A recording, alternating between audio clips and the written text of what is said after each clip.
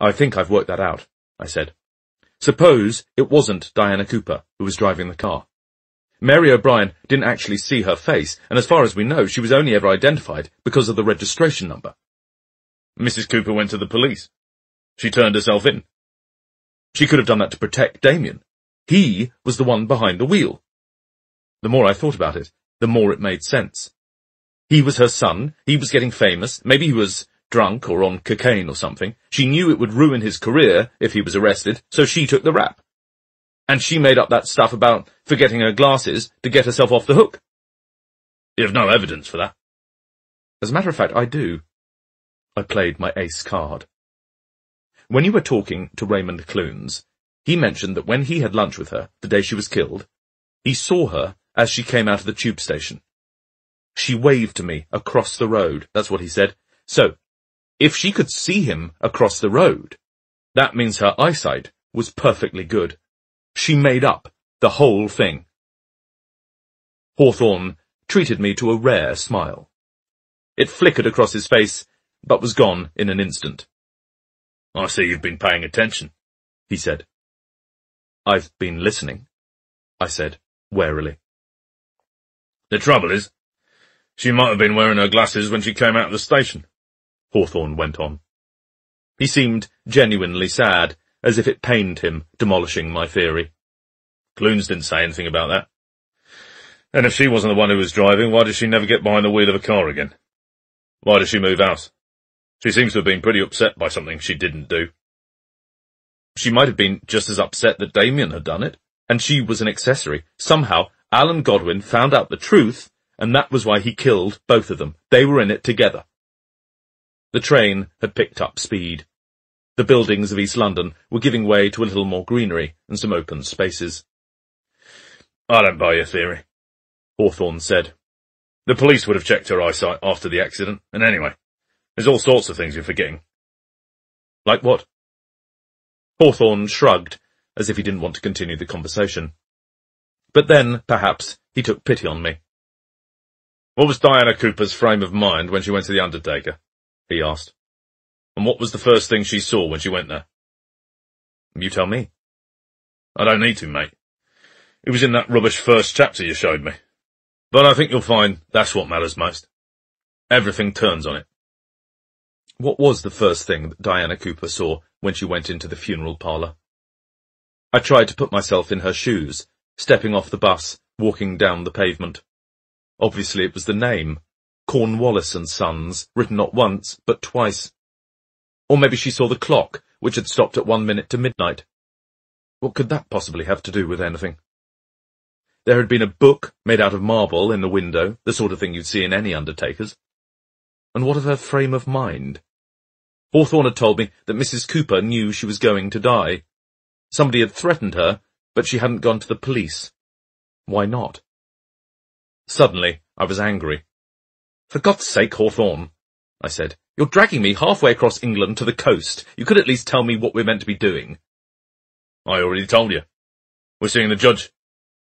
Then we're going to the scene of the accident. So you do think it's relevant? He smiled. I could see his face reflected in the glass, with the countryside rushing past on the other side. When you're paid by the day, everything is relevant, he said. He went back to his book and didn't speak again. Nigel Weston, the judge who had presided over the case of the Crown versus Diana Cooper, but who had favoured the second of the two, lived in the very centre of Canterbury, with a view of the cathedral on one side and St. Augustine's College on the other. It was as if, having worked in law all his life, he had chosen to surround himself with history and religion. Ancient walls, spires, missionaries on bicycles. His house was square, solid, with everything in proportion, looking out over a green. It was a comfortable place in a comfortable city, with a man now enjoying a comfortable life. Hawthorne had arranged to meet him at 11 o'clock, and Weston was waiting for us at the door as I paid the taxi. He looked more like a musician than a retired barrister. A conductor, perhaps, slender and fragile, with long fingers, silver hair, inquisitive eyes. He was in his 70s, shrinking with age, disappearing into the heavy knit cardigan and corduroys that he was wearing. He had slippers, not shoes. His eyes were sunken, gazing out at us intently over rigid cheekbones like two clerks behind a bench. "Do come in. I hope you had a good journey. Train's not playing up." I wondered why he was so genial. I assumed that Hawthorne hadn't told him why we were here. We followed him into a hallway with thick carpets, antique furniture, expensive art. I recognised an Eric Gill drawing and a watercolour by Eric Ravilius, both originals. He showed us into a small living room with views over the green. There was a fire burning. It was real, too. Coffee and biscuits had already been laid out on the table. "I am very pleased to meet you, Mr. Hawthorne," he began after we had sat down. "You have quite a reputation. That business with the Russian ambassador, the Bezrukov case, excellent police work." "He was found not guilty," Hawthorne reminded him. "He had a brilliant defence, and the jury, in my view, was misdirected. There was no question that he was guilty of the crimes. Will you have some coffee?" I hadn't expected Hawthorne to be known to the judge, and wondered if the Bezrukov case had happened before or after he had left the force. The very name sounded unlikely. Would the Met have ever had dealings with the Russian embassy? The judge poured for all three of us. I examined the room, which was dominated by a miniature grand piano, a Bluthner, with half a dozen photographs in expensive frames arranged on the lid. 4 of these showed Weston with another man. In one of them, they were dressed in Hawaiian shirts and shorts, arm in arm. I had no doubt that Hawthorne would have already noticed them too. "So what brings you to Canterbury?" Weston asked. "I'm investigating a double murder," Hawthorne explained. "Diana Cooper and her son." "Yes, I read about that. A horrible business. You're advising the Metropolitan Police?" "Yes, sir." "Very wise of them not to let you go. You believe that the traffic accident in Deal and the very unfortunate death of the young child connect in some way with the murders?" "I'm ruling nothing out, sir." "Indeed. Well, emotions do run very high in these sorts of cases, and I note that we are approaching the 10th anniversary of the actual event, so I would imagine it is a distinct possibility. That said, I'm sure you will have had full access to the court reports, so I don't see quite how I can help you." He still spoke like a judge. No word left his lips before it had been carefully evaluated. "It's always useful to speak to the actual people involved." "I agree. It's the difference between testimony and written evidence. Have you seen the family, the Godwins?" "Yes, sir." "I feel very sorry for them. I felt sorry for them at the time and said so. They felt that justice had not been done, but I'm sure I don't need to tell you this, Mr. Hawthorne. The views of the victim's family, particularly in a case such as this, cannot be taken into consideration." "I understand." Just then the door opened, and a second man looked in. I recognized him from the photographs. He was short, quite stocky, and about 10 years younger than Weston, holding a supermarket bag for life. "I'm just going out," he said. "Is there anything you want?" "I left the list in the kitchen." "I've got it. I just wondered if there was anything you forgot." "We need some more dishwasher tablets." "They're on the list." "I don't think there's anything else." "I'll see you." The man disappeared again. "That's Colin," Weston said. It was a great pity that Colin had chosen this moment to introduce himself. I glanced at Hawthorne. Nothing in his manner had changed, but I was aware of a certain frisson in the room that had not been there before, and I'm sure that the interruption influenced the interview and the direction it now took. "The newspapers weren't too happy with your verdict," Hawthorne said, and I saw a hint of malevolence dancing in his eyes. Weston gave him a thin smile. "It was never my habit to look at the newspapers," he said. "What made them happy or unhappy had nothing to do with the facts." "The facts were that she killed an 8-year-old child, crippled his brother, and walked away with a slap on the wrist." The smile became even thinner. "It was the task of the prosecution to prove death by dangerous driving under Section 2A of the Road Traffic Act of 1988, Weston said. This they failed to do, and with good reason. Mrs. Cooper did not ignore the rules of the road, and did nothing that created a significant risk. There were no drugs or alcohol involved. Do I need to continue?" She had no intention to kill anyone. She wasn't wearing her glasses. Hawthorne glanced at me, warning me not to interrupt. I agree that was unfortunate. But you should be aware, Mr. Hawthorne, that the incident took place in 2001. Since then, the law has been tightened on this particular point, and I think that's entirely correct. But for what it's worth, if I were trying the case today, even given the new guidelines, I think I might well come to the same conclusion. Why is that? I refer you to the transcripts. As the defence successfully demonstrated, the responsibility did not lie exclusively with the accused. The two children ran into the road. They had seen an ice cream shop on the other side. The nanny briefly lost control of them. She was in no way to blame, but even if Mrs. Cooper had been wearing her spectacles, it is quite possible she would still have been unable to stop in time. Is that why you told the jury to let her off? Weston looked pained. He took a moment before answering. I did no such thing, and, quite frankly, I find your use of language a little offensive. As a matter of fact, it would have been quite within my jurisprudence to advise the jury not to convict, and they, in turn, could have ignored me. I will agree that my summing up did lean generally in Mrs. Cooper's favour, but, again, you must consider the facts. We are talking about a very respectable person with no criminal record. She'd committed no obvious offence, given the law of the time. As tragic as it was for the family of the two children, a custodial sentence would have been completely inappropriate. Hawthorne leant forward, and once again I was reminded of the jungle animal going in for the kill. You knew her. 3 simple words, and yet they were followed by a silence that was almost physical, that slammed shut like a mortuary door. It was the moment everything changed, when Nigel Weston knew there was danger in the room. I was aware of the crackling of the fire and felt the heat of it against my face. I'm sorry, Weston said. I'm just interested that you knew her. I wonder if that had any bearing on the case. You're mistaken. I didn't know her. Hawthorne looked puzzled. You were a close friend of Raymond Clunes, he said. I don't think. Raymond Clunes, the theatre producer, not a name you'd forget, I'd have thought. Also, he made you a lot of money. Weston was keeping his composure with difficulty. I do know Raymond Clunes perfectly well. He is a social and a business connection. You invested in a show?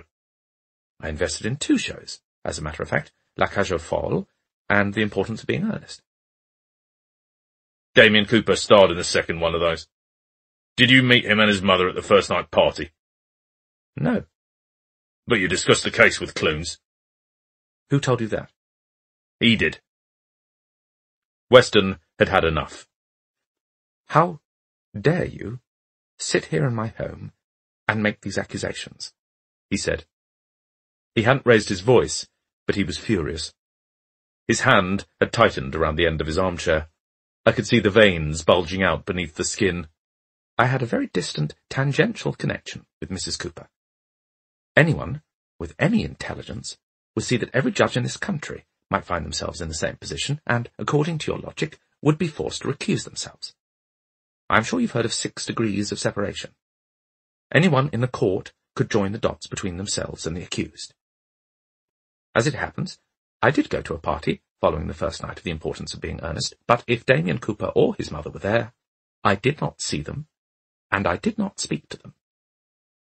And Mrs. Cooper didn't ask Raymond Clunes to approach you at the time of the trial? Why would she have done that? To persuade you to see things from her point of view. You might have listened to him because you were both... What's the word I'm looking for? You tell me. Angels. You and Mrs. Cooper were both investing in his plays. I've had enough of this. Weston got to his feet. I agreed to see you because I thought I could help, and I also knew by reputation. Instead, you come here with all sorts of unpleasant insinuations, and I can see absolutely no point in continuing with this discussion. But Hawthorne hadn't quite finished.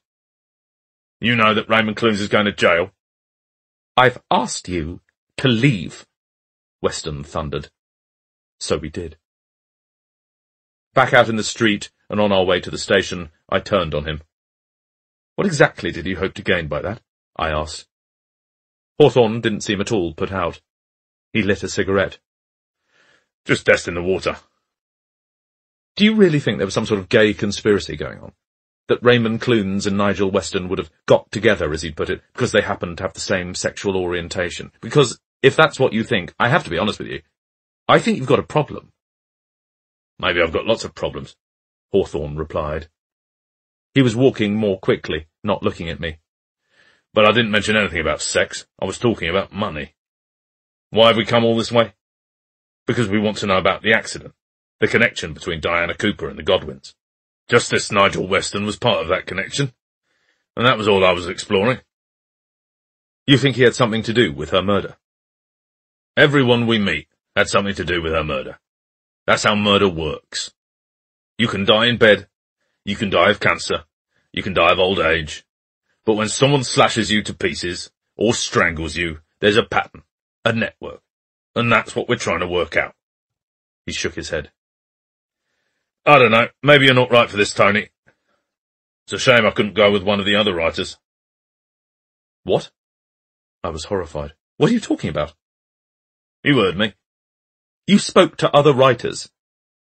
"Of course, mate. They turned me down." 18. Deal. I didn't speak to Hawthorne on the train to Deal. We sat across from each other, on opposite sides of the aisle, and there was more distance between us than there had ever been. Hawthorne read his book, resolutely turning the dog-eared pages. I stared morosely out of the window, thinking about what he had said. Perhaps I was wrong to be offended, and I did wonder which other writers he'd approached, but by the time we arrived, I'd managed to put the whole thing out of my head. It didn't matter how it had come to me. This was my book, and it just made me all the more determined to make sure that I was the one in control. I'd never visited Deal before, but had always wanted to. I read all the Hornblower books when I was at school, and this is where they began. It's the setting of the third James Bond novel, Moonraker. Hugo Drax plans to destroy London with a newfangled V2 rocket fired from his headquarters nearby. And it's one of the settings in my very favourite novel, Bleak House. The hero, Richard Carstone, is garrisoned there. In fact, I've always had a fondness for seaside towns, particularly out of season when the streets are empty and the sky is grey and drizzling. At the time when I was reading Hornblower, my parents would often go to the south of France, but they would send me, my sister and my nanny to Instow in Devonshire, and the whole language of the British seaside has stayed with me.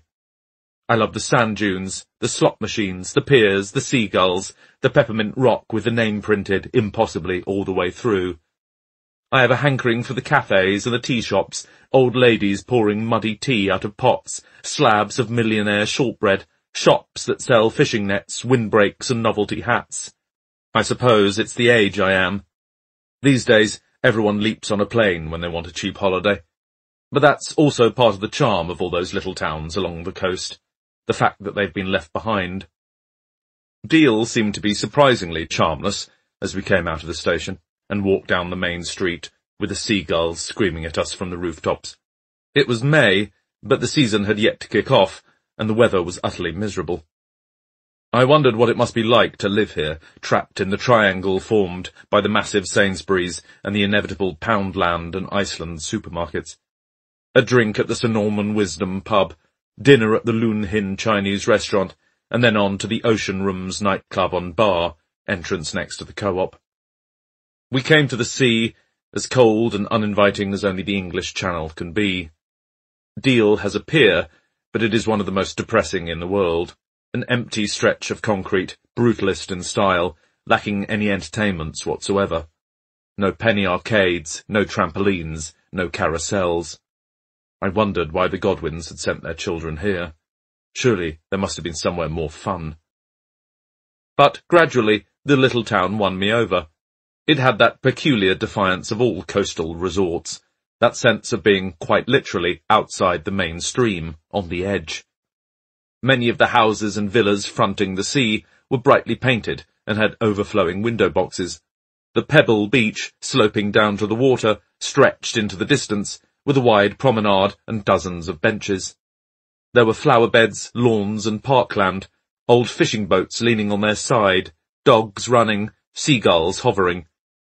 We came to a miniature castle, and I began to see that in the sunshine, Deal might provide a host of adventures.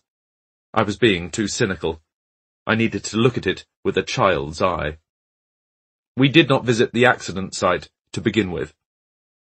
Hawthorne wanted to see where Diana Cooper had been living, and so when we reached the sea, we turned right, towards the neighbouring village of Walmer. We still weren't talking to each other, but as we continued along the seafront, we passed an old antique shop, and Hawthorne suddenly stopped and looked in the window. There wasn't much there. A ship's compass, a globe, a sewing machine, some mouldering books and pictures. But, as if to break the silence, he pointed and said, "That's a Focke-Wulf FW-190. He was looking at a German fighter plane with 3 black crosses, and the figure 1 on the fuselage suspended on a thread. There was a tiny pilot just visible in the cockpit. It was from one of those plastic kits, Revell, Matchbox, or Airfix, that children used to assemble, although to be fair it had been so well made that I doubted that a child had been involved. It's a single-seat, single-engine fighter developed in the 30s, he went on. The Luftwaffe used it throughout the war. It was their favourite aircraft. It was quite a different Hawthorne who was speaking, and I understood that he had given me this scrap of information as a peace offering, to make up for what he had told me on the train. It wasn't the history of the Focke-Wulf that interested me. It was the fact that Hawthorne had shown it to be one of his enthusiasms. He had actually revealed 2 things about himself in the space of one day. There was the reading group, and there was this. It didn't add up to a character I particularly understood, but it was a start, and I was grateful. We talked for another 15 minutes, and at some stage Deal turned into Walmer, and we arrived at Stonor House, which was where Diana Cooper had lived until the accident that had forced her to move. It was sandwiched between 2 roads, Liverpool Road at the back and the beach at the front, a private drive connecting them, with ornate metal gates at each end. From the little that I knew about Diana Cooper, I would have said the house had suited her very well. Certainly I could imagine her living here. It was pale blue, solid, well-maintained, with 2 floors, several chimneys, and a garage. A pair of stone lions stood guard in front of the door. It was surrounded by topiary that had been precisely clipped, and semi-tropical plants, equally disciplined, in narrow beds. The whole place was walled off so that it was both prominent and private. Of course, some of these particulars could have been installed by the new owners, but I got the feeling that it was more likely they had inherited it the way it was. "Are we going to ring the bell?" I asked. We were standing on the Liverpool Road side.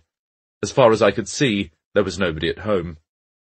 "No, there's no need." He took a key out of his pocket, and I saw the name of the house on the tag dangling underneath it. For a moment I was puzzled. Then I realised. He must have taken it from Diana Cooper's kitchen, although I wasn't sure when. I didn't think the police would have allowed him to remove evidence, so they were probably unaware it even existed. The key was solid and chunky, not a Yale. I saw now that it couldn't have fitted the front door. It was much more likely to open the gate. Hawthorne tried it a couple of times, then shook his head. "Not this one." We walked around to the other side of the house and tried the gate that opened onto the beach, but the key didn't fit that one either. "That's a pity," Hawthorne muttered. "Why did she hold on to the key?" I asked. "That's what I wanted to find out." He looked around him, and I thought we were going to walk back to Deal, but then he noticed a second gate on the other side of the road. Stonor House had a quite separate private garden right next to the beach.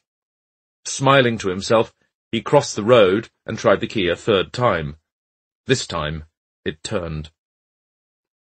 We entered a small, square area with bushes on all 4 sides. It wasn't exactly a garden, more a courtyard with miniature yew trees and rose beds surrounding a pretty marble fountain and 2 wooden benches that faced each other. The ground was paved with York stone. The effect was theatrical, like a scene from a children's story. Even as we walked up to the fountain, which was dry and hadn't been used for some time, I felt a sense of sadness and had a good idea what we were going to find. And there it was, carved onto the stone shelf of the fountain. Lawrence Cooper, 3rd of April 1946, 22nd of October 1999. To sleep, perchance to dream. Her husband, I said.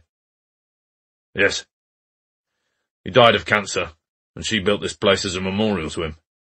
She couldn't stay in the house, but she always knew she'd want to come back, so she kept the key. She must have loved him very much, I said. He nodded. Just for once, we were equally uncomfortable, standing there. Let's get out of here, he said. The accident that had changed Diana Cooper's life had taken place close to the Royal Hotel in the centre of Deal. The Royal was the handsome Georgian building where Mary O'Brien had been staying with Jeremy and Timothy Godwin. The three of them had only been minutes from tea and bed when the car ran them down. I remembered what Mary had told us. The children had come off the beach, which was behind us, with the pebbles sloping down. The pier was nearby. The road was wider here than at any other point in Deal, and subsequently the cars travelled faster, sweeping down from King Street, which formed a junction over to the right. There was a shop selling Deal rock and an entertainment arcade on the corner. This was the way Diana Cooper had come. In front of me, there were more shops in a short parade, a pub, a hotel, a chemist. It advertised itself as Pier Pharmacy. Finally, next to it, stood the ice cream shop, with a front made up entirely of plate glass windows and a bright striped canopy. It was all too easy to see how it had happened. The car coming round the corner, moving quickly to avoid the cross-traffic. The two children, choosing exactly that moment to slip away from their nanny, running across the pavement and then into the road in their hurry to reach the ice cream shop in front of them. Nigel Weston might have been right. Even with glasses, Diana Cooper would have been hard-pressed to stop in time. The accident had taken place at exactly this time of the year, almost of the day. The promenade would have been just as empty, the late afternoon light just beginning to dim. "Where do we start?" I asked. Hawthorne nodded. "The ice cream shop." We could see it was open. We crossed the road and went in. It was called Gale's Ice Cream, and it was a cheerful place with plastic chairs and a formica floor. The ice cream it sold was homemade, stored in a dozen different tubs in a freezer that had seen better days. The cones were stacked up against the window and looked as if they might have been there a while. Gale's also sold fizzy drinks, chocolate crisps, and ready-mixed bags of sweets, another seaside staple. A menu on the wall advertised eggs, bacon, sausage, mushrooms, and chips, the big deal fry-up. I had wondered how long it would be before I saw the obvious pun based on the town's name. Just two of the tables were occupied. An elderly couple sat at one. Two young mothers with pushchairs and babies were at the other. We went up to the counter, where a large, smiling woman in her 50s, wearing a dress and an apron that matched the canopy, was waiting to serve. "What can I get you?" she asked. "I'm hoping you can help me," Hawthorne said. "I'm with the police." "Oh?" "I'm making inquiries about the accident that happened here a while ago. The two children who were hit by the car." "That was 10 years ago." "Diana Cooper, the woman who was driving, she died. You didn't read about that?" "I may have read something, but I don't see—" "Fresh evidence may have come to light." Hawthorne was keen to shut down the conversation. "Oh?" She looked at us nervously, in a way that made me wonder if she had something to hide. "I'm afraid I can't tell you very much about it," she said. "Were you here?" "I'm Gale Harcourt, this is my shop. And I was here the day it happened. Makes me feel sick when I remember those poor little children. All they wanted was an ice cream, and that was why they ran across the road, but they were wasting their time, we weren't open." "At the beginning of June? Why was that?" She pointed at the ceiling. "We had a burst pipe. It completely flooded the place, ruined the stock, and put out the electrics. We weren't insured either, of course. Well, you should have seen the premium, it nearly ruined us." She sighed. "If only they'd stopped to look. They just ran across the road at the worst possible moment." I heard the accident. I didn't see it. I went out into the street and saw them both lying there. The nanny didn't know what to do. She was in shock. But then she was young herself, only in her 20s. I turned my head and then I saw the car. It had stopped just the other side of the pier. It stayed there a minute and then it drove off. Did you see the driver? I asked. I got a dark look from Hawthorne, but I didn't care. Only the back of her head. So it could have been anyone. Well, it was that woman. They put her on trial. She turned back to Hawthorne. I don't know how anyone could do that. Drive away from the scene of the accident. And those two little children lying there. What a bitch. She wasn't wearing her glasses, you know. But who gets behind the wheel of a car when they can't see? She should have been locked up for life. And that judge, the one who let her walk free, he should have been sacked. It's disgusting. There's no justice anymore. I was quite taken aback by her vehemence. For a moment, she seemed almost monstrous. I've never felt the same here since, she continued. It's taken all the pleasure out of running this business, but there's nothing else I can do. 2 more customers came in, and she hitched up her apron strings, preparing for business. You should talk to Mr. Traverton, next door. He was there. He saw much more than me. She brushed us aside, and suddenly the plump, smiling lady was back, everyone's favourite aunt. Yes, dear, what would you like? I remember it like it was yesterday. 4:15. It had been a beautiful day, not like today. Perfect sunshine, and warm enough to go paddling in the sea. I'd just been serving a customer. He was the one everyone was interested in later on, the mystery man. He left the shop about 5 seconds before it happened, and it was thanks to him that I heard it so clearly. You see, he activated the entrance door. I actually heard the car hitting those 2 children. It was a horrible sound. You wouldn't have thought it would be so loud. I knew at once it was going to be bad. I grabbed my mobile phone and went straight out. There was nobody else in the shop, by the way, except Miss Presley, who used to work in natural remedies, but she's married now. I don't think she lives in Deal. I made sure she stayed behind before I left. We have a lot of drugs and medicines here, and we're not allowed to leave the premises unguarded, even in exceptional circumstances such as these. Pier Pharmacy was one of those strange, old-fashioned shops that seemed very much at home in a British seaside resort. As we'd gone in, the door had folded open automatically to reveal a rack with a dozen varieties of hot water bottle. Nearby, a collection of brightly coloured scarves hung forlornly on a wire display. The shop seemed to sell a little bit of everything. Looking around, I saw stuffed toys, jam, chocolate bars, cereal, toilet paper, and dog leads. It was like one of those crazy memory games I used to play with my children. There was a corner with stationery and terrible birthday cards, the sort you might find in a garage. A whole aisle was given over to herbal remedies. By far the biggest area was at the back of the shop, which contained the actual pharmacy. Deal might have more than its fair share of old-age pensioners, but no matter what diseases their later years might bring, I was sure they would find a remedy here. The staff wore white coats. They had hundreds of different packets, foils, and bottles within reach. We were talking to one of them, Graham Traverton, the owner and manager, a man in his 50s, bald and ruddy-cheeked, with an off-putting gap between his 2 front teeth. He was keen to talk to us, and I was astonished at his grasp of detail. He seemed to have a perfect memory of everything that had happened that day, to the extent that I wondered if he wasn't making some of it up. But then again, he had been interviewed before, by the police and by journalists. He'd had plenty of opportunities to rehearse his story, and I suppose, when something terrible happens, you do tend to hang on to the details that surround it. I went out through that door and almost bumped into the customer who was standing on the pavement, Traverton continued. I went straight up to him. What happened? I asked. He didn't tell me. He didn't say anything. I tell you, I can still see all of it. Every day, when I go home. It's like a photograph engraved on my mind. The 2 children were in the road, both of them dressed in blue shorts and short-sleeved shirts. I knew that one of them had to be dead, just from the way he was lying there, with his arms and legs all wrong. His eyes were shut, and he wasn't moving. The nanny, her name was Mary O'Brien, was kneeling beside the other little boy. She was obviously shocked. She was like a ghost. As I stood there, she looked up at me, and for a minute, she was staring right into my eyes. It was like she was pleading with me to help her, but what could I do? I called the police. I think a lot of people must have done the same.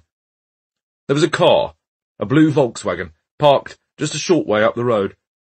I noticed someone sitting in it, and then, seconds later, it pulled out from the curb and accelerated away. I swear it had smoke coming out of the exhaust, and I heard the sound of the rubber tyres screaming against the tarmac.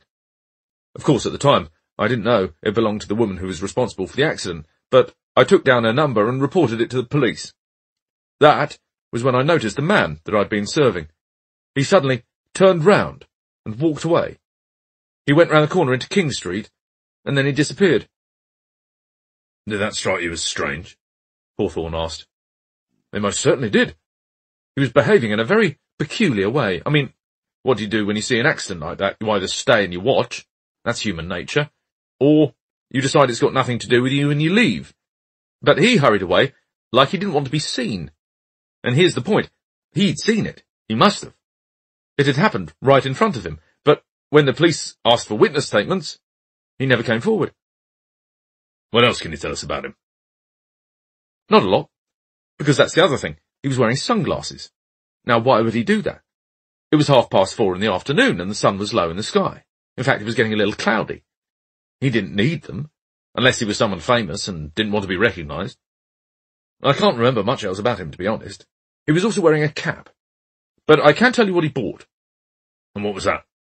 A jar of honey and a packet of ginger tea. It was local honey from a place in Fingalsham. I recommended it. So what happened next? Traverton sighed. There's not very much more to tell you. The nanny was kneeling there. At least one of the children was alive. I saw him open his eyes. He called out for his father. Daddy.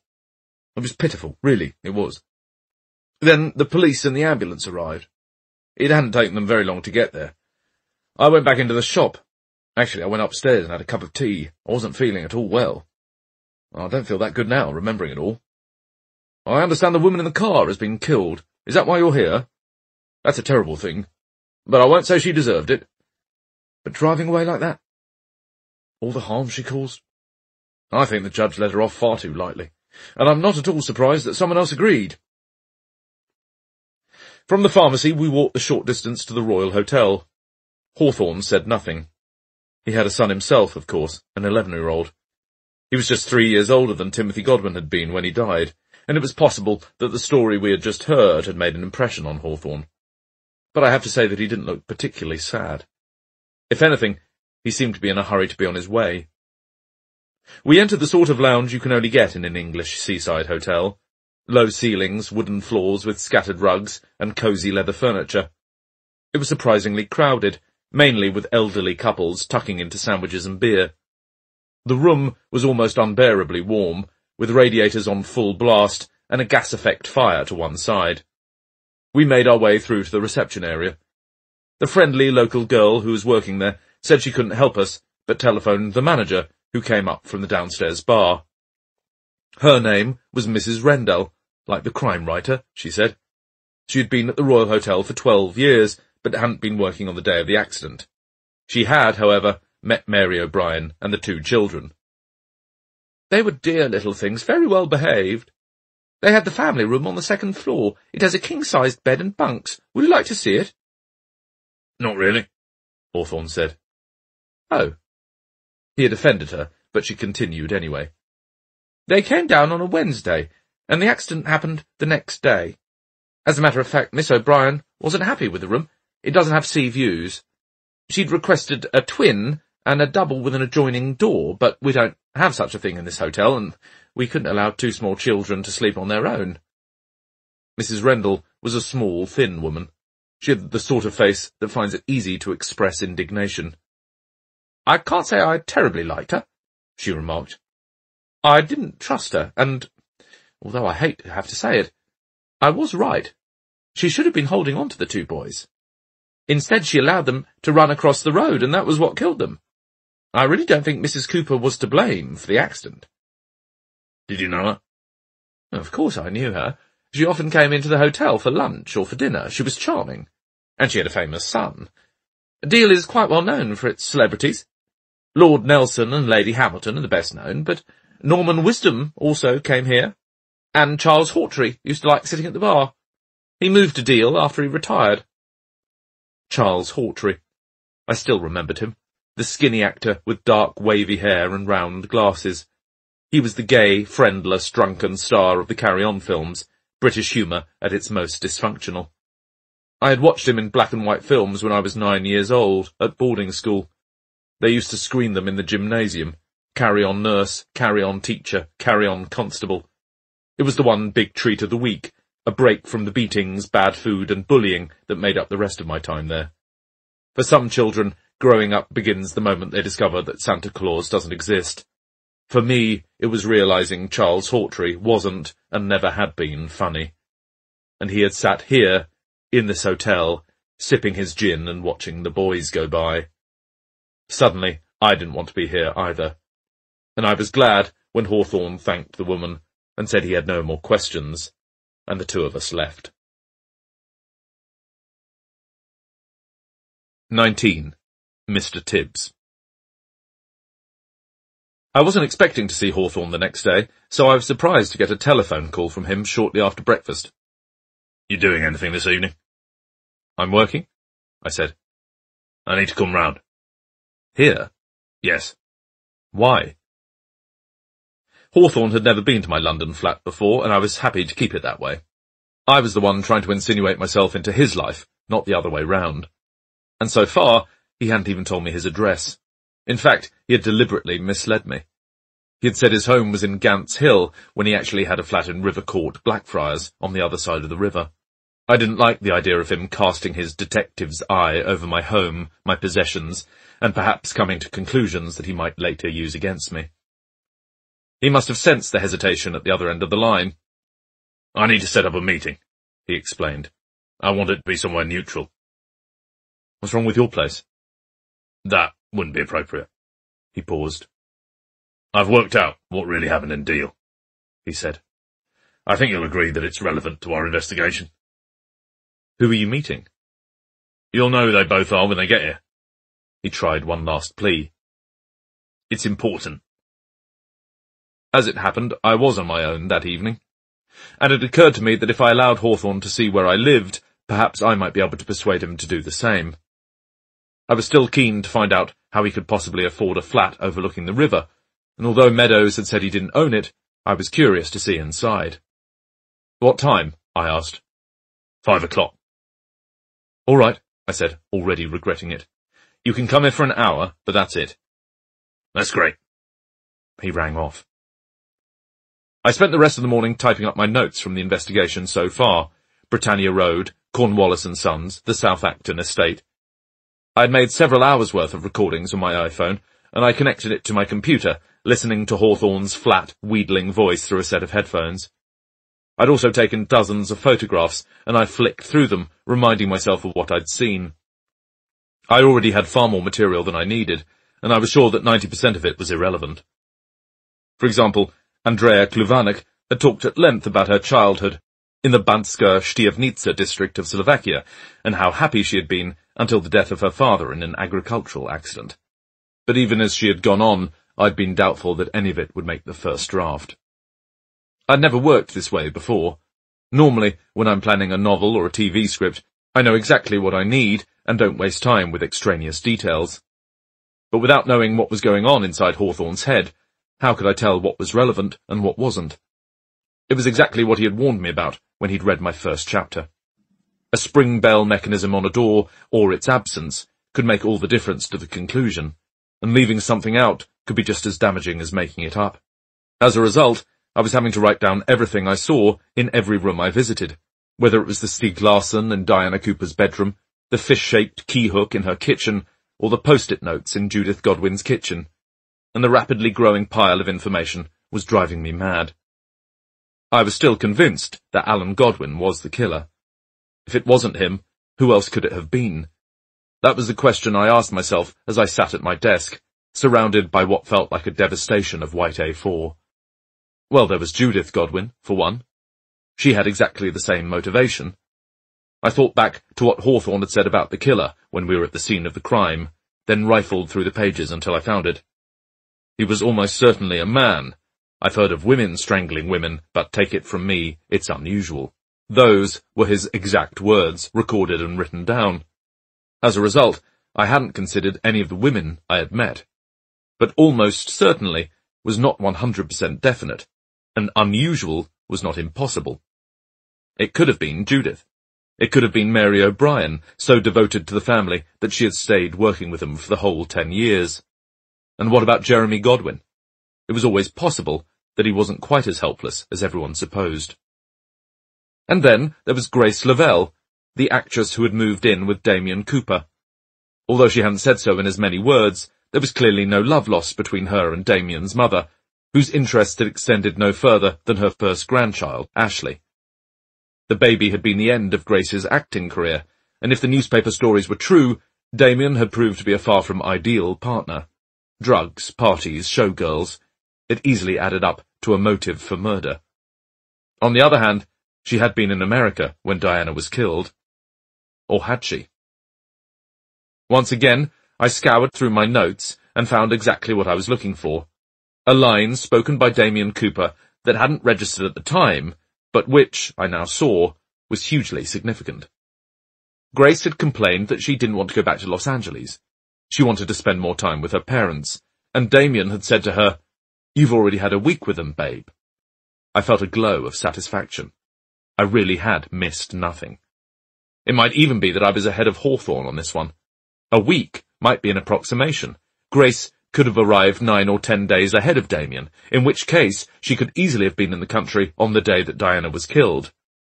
That said, we had left her behind at the pub in the Fulham Road after the funeral, and remembering how heavy the traffic was, I would have thought it impossible for her to have reached Brick Lane before us. Who else was there? I had spent a lot of time with Robert Cornwallis, and for that matter with his cousin, Irene Laws. Either of them could have slipped the music player into the coffin, but why would they have? They only met Diana Cooper on the day she died. Neither of them had anything to gain from her death, or that of her son. I spent the rest of the day working on my notes, and hardly noticed the time when, at 4:45, the doorbell rang. I work on the 5th floor of the building, with an intercom that connects me to the street, although there are times when I don't feel connected at all, stuck in my ivory tower. I buzzed the door open, then went downstairs to meet my guest. "Nice place," Hawthorne said as he walked in, "but I don't think we'll need the drinks." I'd laid out glasses with a choice of mineral water and orange juice, as it seemed a polite thing to do. I noticed him examining the living room as I returned them to the fridge. The main floor of my flat is essentially one large space. It has bookshelves. I have about 500 books in the house, but I keep my favourite ones here. A kitchen area, a dining room table, and my mother's old piano, which I try to play every day. There's a TV area and a couple of sofas around a coffee table. Hawthorne sat down here. He looked completely relaxed. "So you know what really happened in Deal?" I said. "Am I about to find out who killed Diana Cooper?" Hawthorne shook his head. "Not right now. But I think you'll find it interesting. I've got some good news, by the way," he added. "What's that?" "Mr. Tibbs has turned up." Mr. Tibbs? It took me a few seconds to remember who he was. The cat. Diana Cooper's Persian grey. Where was he? He'd got into the neighbour's house through a skylight. Then he couldn't get out again. He was found by the owners when they got back from the south of France, and they called me. "I suppose that is good news," I said, wondering what Diana Cooper's cat had to do with anything. Then another thought struck me. Wait a minute, there was a lawyer living in the house next door. Mr. Grossman. Why did he contact you? How did he even know who you were? I put a note through his door. Actually, I put a note in all the houses in Britannia Road. I wanted to know if the cat had made an appearance. Why? Mr. Tibbs is the reason everything happened, Tony. If it hadn't been for him, Mrs. Cooper might never have been killed. And nor would her son. I was sure he was joking. But he was sitting there with that strange energy of his, that mix of malice and single-mindedness that made him so hard to read. And before I could challenge him, the doorbell rang for a second time. Shall I answer it? I asked. Hawthorne waved a hand. It's your place. I went over to the intercom and picked up the telephone. Yes? This is Alan Godwin. I felt a surge of excitement. So that was my first visitor. I told him to come up the 3 flights of stairs and buzzed him in. He appeared a short while later, wearing a raincoat that looked a size too large for him, the same coat he had worn at the funeral. He came into the room like a man approaching the scaffold, and I was quite certain that, despite what he had said to me on the way to Canterbury, Hawthorne had summoned him here to accuse him of the murders, and that everything was about to be revealed to me. Then I remembered that there were 2 people coming. Could Godwin have had an accomplice? "What is it you want?" he asked, heading straight for Hawthorne.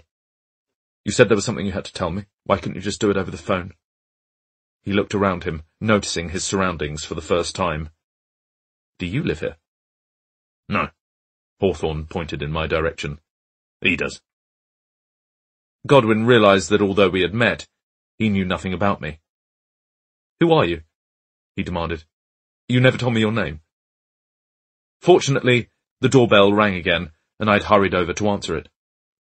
This time there was silence from the street. "Are you here to see Hawthorne?" I asked. "Yes." It was a woman's voice. "I'll open the door. Just follow the stairs up to the flat." "Who is that?" Godwin demanded, but from the fear in his voice, I think he knew. "Why don't you sit down, Mr. Godwin?" Hawthorne said. "Although you won't believe me, I'm actually trying to help you. Is there anything you want?" "I've got juice," I said. "I'll have some water." Godwin sat down on the other side of the table, facing Hawthorne, but carefully avoiding his eye. I went and got the water that Hawthorne had told me to put away. I just brought it over when I heard more footsteps, and Mary O'Brien walked into the room. She was the last person I had expected to see, but at the same time it suddenly seemed obvious that it should have been her. She took 2 steps towards us, then stopped dead. If she had been nervous and uncertain a moment before, she was now simply thunderstruck. She had noticed Alan Godwin, and she was staring at him. He, equally shocked, stared back. Hawthorne sprang to his feet. There was something almost devilish about him, a glee I had never seen before. "I think you 2 know each other," he said. Alan Godwin was the first to recover.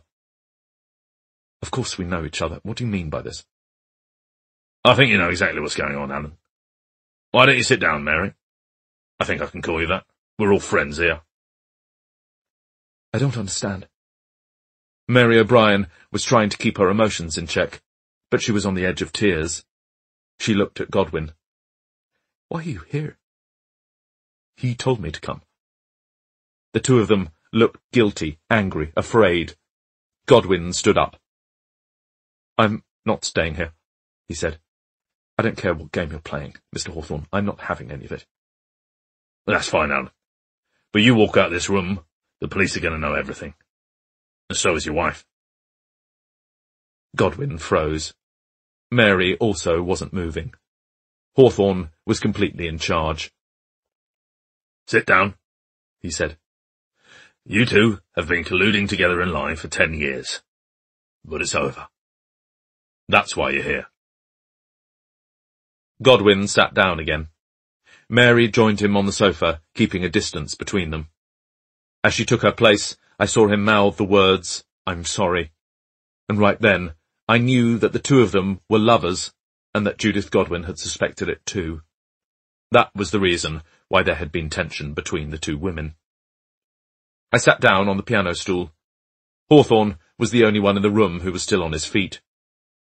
"We need to get to the bottom of what happened in Deal," he began. "Because I've heard this story 6 times, and I've even been to the bloody place, and it's never made any sense. That's not surprising. Everything you 2 have said has been a complete pack of lies. God knows what it must have been like for you, but the trouble is, you had no choice. You were locked into this, and there was no way out. I'd almost feel sorry for you. Except I don't." He took out a packet of cigarettes and lit one. I went into the kitchen, found an ashtray, and put it on the table for him to use. "When did you start your affair?" Hawthorne asked. There was a long silence. Mary had begun to cry. Alan Godwin reached out to take her hand, but she pulled it away.